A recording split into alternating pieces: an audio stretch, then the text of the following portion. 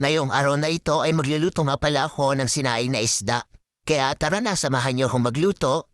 Dini nga sa may kalderong maliit ay magluluto na ako ng sibuyas, bawang at luya. Pagkalagay ko man ng mga pangsamya dito ay ilalagay ko na dito isa-isa yung isda. Nung maipatas ko na nga yung isda dun sa may kaldero ay ilalagay ko na dito yung asin. Bale, tinansya ko lang yung paglalagay ng asin dyan. Naglagay na din nga pala ako dyan ng paminta. Pagkalagay ko ng paminta ay naglagay din ako dito ng konting betchin na pampalasa. Naglagay din ako dyan ng konting asukal. Maglalagay na din nga pala ako dito ng suka. Pagkalagay ko nga ng suka ay maglalagay na din nga pala ako dito ng tubig. Papakuluan ko nga lang pala yan ng papakuluan hanggang sa maluto na yung isda.